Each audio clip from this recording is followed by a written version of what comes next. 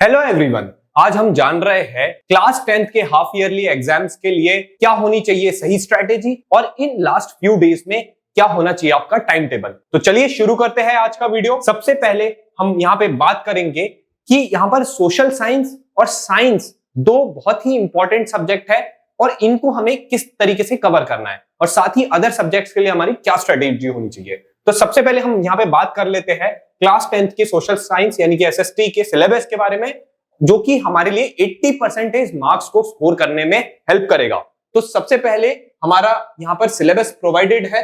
ये सभी important topics है जैसे कि resources of development, water resource, फिर forest and wildlife resource, rise of nationalism in Europe, nationalism in India, development, sectors of Indian economy, money and credit, साथ ही साथ power sharing, federalism as well as gender, religion and caste. तो ये सभी important topics है जो कि आपको हाफ ईयरली एग्जाम में अपने पढ़ाई में फोकस करना है और यही सारे टॉपिक्स आपको 80% ऑफ मार्क्स सिक्योर करने में हेल्प करेंगे।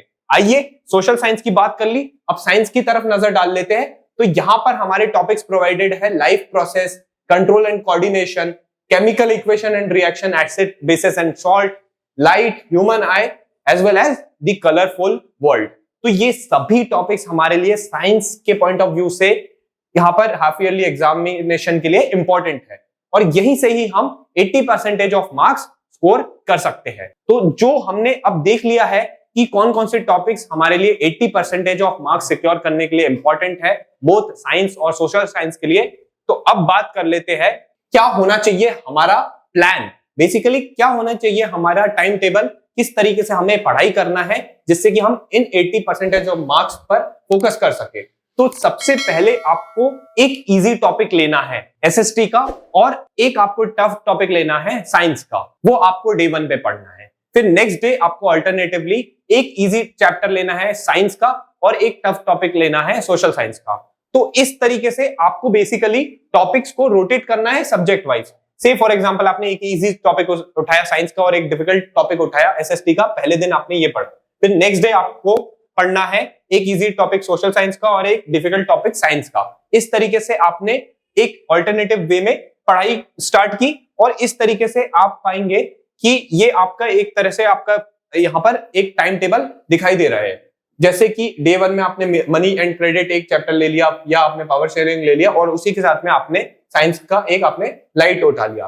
फिर आपने यहाँ पर एक एसएसटी का एक टॉपिक उठाया नेशनलिज्म इन इंडिया और वहीं पर ही कलरफुल वर्ल्ड आपने यहाँ पर साइंस का एक टॉपिक उठा लिया। ठीक इसी तरीके से एक इजी टॉपिक साइंस का और एक डिफिकल्ट टॉपिक सोशल साइंस का, फिर एक इजी टॉपिक सोशल साइंस का और एक डिफिकल्ट टॉपिक साइंस का। इस तरीके से आप इस पर्टिकुलर टाइम टेबल को भी आप फॉलो कर सकते हैं। तो जब आप इस तरीके से पढ़ेंगे तो आप पाएंगे कि आप 7 से 8 दिन के अंदर ही अपने सिलेबस को कवर कर पाएंगे। बोथ आपके साइंस और सोशल साइंस आपका बहुत अच्छे तरीके से हाफ ईयरली एग्जाम के लिए प्रिपेयर हो जाएगा।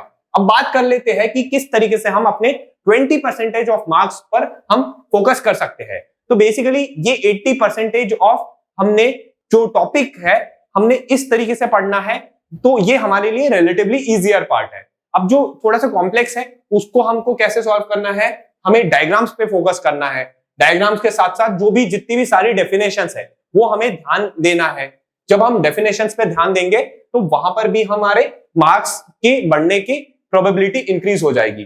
साथ ही साथ जो एग्जांपल्स यहाँ पर प्रोवाइडेड है उन पे फोकस करना है, क्योंकि जब आप आंसर लिखेंगे तो जब आप एग्जांपल्स उसमें मेंशन करेंगे तो वहां पे आप जो है अच्छे तरीके से एक्सप्लेन कर पाएंगे। साथ ही साथ जब भी आप यहाँ पे डायग्राम्स वगैरह बनाए तो वहां पर आपको लेबलिंग का बहुत ज्यादा ध्यान रखना है। फिर फॉर्मूलेज वगैरह आप बिल्कुल भी अंडर एस्टिमेट नहीं कर सकते, जैसे कि केमिस्ट्री या आपके जो साइंस वगैरह में या मैथ्स में जो फॉर्मूलेज वगैरह रहते हैं वो बहुत ज्यादा एसेंशियल रहते हैं। तो फॉर्मूले आपको अच्छे तरीके से आपको बाय हार्ट कर लेना है, एक एक फॉर्मूले आपके फिंगर टिप्स पर होने चाहिए। साथ ही साथ आपको न्यूमेरिकल्स पर भी ध्यान देना है। जो भी आपको साइंस में न्यूमेरिकल्स लिखते हैं या मैथ्स में न्यूमेरिकल्स लिखते हैं उनको आपको अच्छे तरीके से प्रैक्टिस करके जाना है, जिससे कि आप वहां पर भी अच्छे मार्क्स स्कोर कर पाए। तो ये चीजें हमने देख ली जो कि हमको 20% ऑफ मार्क्स को सिक्योर करने में हेल्प करेंगे। आइए बात कर लेते हैं आज के आखिरी पॉइंट की और अगले पॉइंट की, जो है हमारा कि हमारे जो दूसरे सब्जेक्ट्स है उनके लिए हमारी क्या स्ट्रेटेजी होनी चाहिए। तो हमने जैसे कि पिछले स्लाइड में भी कुछ पॉइंट्स देखे कि फॉर्मूलेज, डायग्राम्स, न्यूमेरिकल्स वगैरह, हमें उन पर खास ध्यान देना है, साथ ही डेफिनेशंस वगैरह। इसी के साथ साथ ये पॉइंट्स भी हमें उन सब्जेक्ट्स में अच्छा स्कोर करने में हेल्प करेगा। साथ ही साथ ये पॉइंट्स हमारे लिए साइंस और सोशल साइंस के लिए भी इंपॉर्टेंट है। देखिए, जो दूसरे सब्जेक्ट्स है इनमें बेसिकली आप क्या कर सकते हैं कि आप अपनी जो वन शॉट वीडियोस है उनको आप अच्छे तरीके से पढ़ सकते हैं। साइंस और सोशल साइंस के लिए आप एनसीईआरटी का बिल्कुल आप जो है उसका सहारा लीजिए। लेकिन यहाँ पे जैसे कि अब टाइम कम रह गया एकदम, की टाइम बहुत ही करीब है आपकी हाफ ईयरली एग्जाम्स, तो यहाँ पर जो दूसरे सब्जेक्ट्स है वो आप यहाँ पर वन शॉट वीडियोस से निपटा सकते हैं। वन शॉट वीडियोस ज्यादा से ज्यादा आपके 45 से 50 मिनट्स के होते हैं, तो आप एक वीडियो में एक टॉपिक आप कवर कर सकते हैं बहुत ही इजीली। तो ये आप वन शॉट वीडियोस आप देख सकते हैं। साथ ही आपको लगता है कि अगर कुछ वीडियोस जो है, कुछ टॉपिक्स बहुत ही सिंपलर है या आप उनको अच्छे तरीके से आप रिवाइज कर पा रहे हैं, तो आप उन्हें 2x स्पीड पे भी देख सकते हैं या उस स्पीड को आप अपने अकॉर्डिंगली मैनेज कर सकते हैं 1.5x या 2x के हिसाब से। साथ ही साथ आपको जब भी आप वीडियो देख रहे हैं तो उससे के साथ में पैरेलली आपको नोट्स भी लेते हुए चलने हैं। जब आप नोट्स लेंगे तो आपको जो है रिवीजन के टाइम पे बहुत ही ज्यादा हेल्पफुल रहेंगे। और अगर आपके पास में ऑलरेडी नोट्स है तो उन नोट्स को भी आप साथ ही रेफरेंस लेकर के चलिए, जिससे कि आपको टॉपिक्स को क्विकली रिवाइज करने में और समझने में आसानी होगी। साथ ही साथ रिवीजन का आपको ख्याल रखना है। जो भी आप टॉपिक्स पढ़ रहे हैं आप दिन में 2 से 3 बार उनको रिवाइज करते चलिए, क्योंकि इस टाइम पे रिवीजन भी बहुत ज्यादा हेल्पफुल रहेगा। अगर आपने एक टॉपिक देख लिया तो उसको फटाफट से रिवाइज कीजिए और ऐसा कम से कम 2 से 3 बार कीजिए, जिससे कि वो टॉपिक आपके माइंड में अच्छे तरीके से रजिस्टर हो जाए और उससे रिलेटेड कॉन्सेप्ट्स आपको क्लियर रहे। साथ ही साथ आपको यहाँ पर प्रीवियस ईयर्स क्वेश्चंस की भी प्रैक्टिस करनी है। जब कि आप प्रीवियस ईयर्स क्वेश्चंस की प्रैक्टिस करेंगे तो आपको समझ में आएगा कि पिछले सालों में किस तरीके के पैटर्न के क्वेश्चंस आ रहे हैं, क्या ट्रेंड रह रहा है और किस तरीके से आपको वहां पर आंसर्स लिखने हैं। तो ओवरऑल जब आप इस तरीके से प्रैक्टिस करके जाएंगे तो डेफिनेटली आप इन हाफ ईयरली एग्जाम्स में बहुत अच्छा परफॉर्म करेंगे।